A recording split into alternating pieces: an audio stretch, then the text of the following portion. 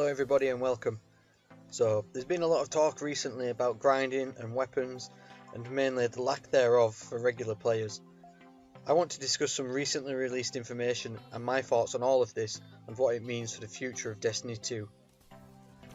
Bungie recently held a conference at TwitchCon to discuss their idea of seasons and what we are to expect from it. I'll leave a link to the full video below, but I wanted to discuss how I think this affects the grind in the game, affecting weapons and their perk sets specifically. So let's start at the beginning. I personally think that what they have come up with regards to a season refresh solves the issue in a way.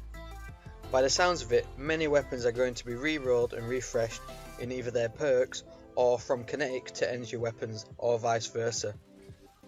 This means that really good SMG that you want may not be able to be obtained after Season 1. So if you haven't managed to get it yet, you will have to find something similar in the new updated version in the new season, making your quest to obtain it in the current season a must before it ends. This also means that some other weapon types may get better perks and now become more useful or popular. I'm specifically looking at hand cannons and pulse rifles. Therefore, this would make your favourite weapon types even more varied as the season progresses and they evolve further down the track.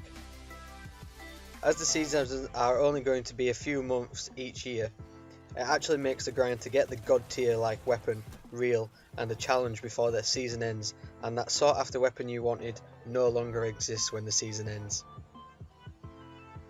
This also appears to be the case for all events weapons, with Iron Banner and Trials of the Nines weapons being indicated by Bungie that they will change perks wise as well as cosmetically. So, giving another reason for the hardcore to grind, especially with the Trials weapons. As I am finding out though, currently there are many weapons worth hunting for in the game in this current season. The ones that don't get as much hype as the others, but are definitely useful and if not better than many of the meta types and most popular weapons for certain situations. So for this to change on a seasonal basis makes this worthwhile every season. I'm incredibly hopeful and excited about this promising news from Bungie, and it proves to an extent that it may have been bashed too soon.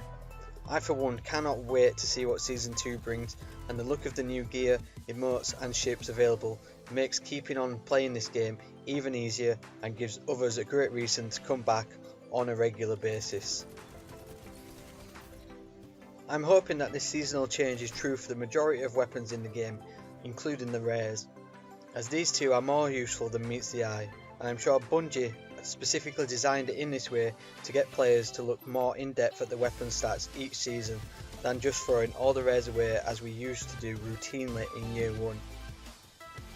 It could even make exotic seasonal too, so only certain ones are available each season or new ones added in every new season. For now I will leave it at that and wait to see what it brings as we get closer to Season 2. I'll keep grinding for the hidden gems that are in the game and to obtain the sought after ones I'm yet to find.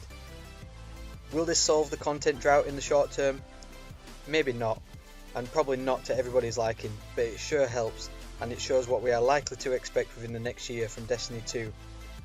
Don't forget though, that Destiny 1 didn't really have a surplus of content until at least Year 2 with the Taken King, so with the Osiris DLC just around the corner, the only way is up. Please let me know in the comment section below what you think about Bungie's news on seasons and how that is going to play out. Please like and subscribe for more future Destiny 2 content. Find me on Twitch and also follow me on Twitter. Thanks for watching. Cheers.